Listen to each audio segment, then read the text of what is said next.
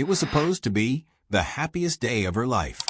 Amelia had spent weeks searching for the perfect wedding dress, scrolling through endless catalogs, visiting glossy boutiques, and trying on gowns that felt soulless and overpriced. Then, on a rainy afternoon, she stumbled into a quiet little shop tucked between two abandoned buildings. The air smelled faintly of dust and old wood. There it was, hanging in the corner, the most beautiful dress she had ever seen. The ivory lace shimmered despite the dim light, and its delicate beading seemed untouched by time. Even stranger, it fit her perfectly, as though it had been waiting just for her. The shop owner, an elderly woman with clouded eyes, hesitated when Amelia asked the price. "That dress has history," she said in a low voice.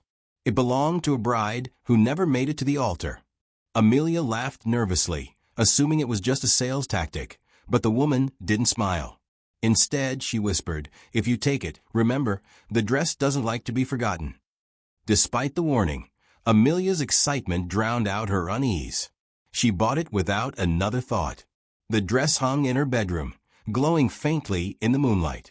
That night, Amelia woke to the sound of soft fabric dragging across the floor. Her eyes darted toward the corner. The dress swayed as if caught in a breeze, though the window was closed. She forced herself to laugh it off, just her imagination.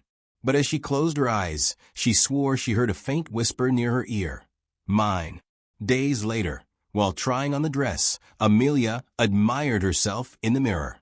For a moment, everything was perfect, until her reflection smiled before she did.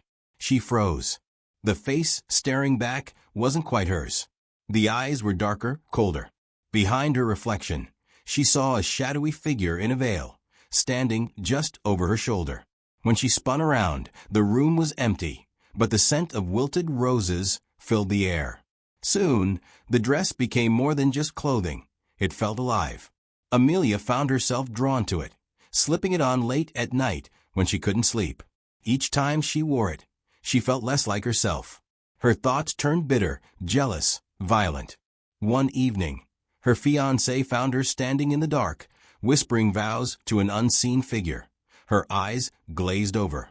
The dress clung to her body like it refused to let go. Desperate for answers, Amelia researched the gown's history. She uncovered a forgotten newspaper article. The original bride had been left at the altar. Overcome with rage, she took her own life, still wearing the dress. Locals whispered that her spirit had cursed the gown, binding her sorrow and fury into every thread. Amelia realized too late that the whispers she heard weren't warnings. They were invitations. The dead bride wanted her to finish what she could not. Terrified, Amelia tried to burn the dress. But no matter how hot the flames, the fabric never turned to ash. She donated it, threw it in rivers, buried it deep in the woods. Yet each morning, it reappeared in her closet, pristine and waiting. Amelia's wedding was canceled. Her fiancé left. And at night, she can still hear the whispers growing louder, more insistent. "Say the vows forever mine." Now she doesn't know if the dress belongs to her, or if she belongs to the dress.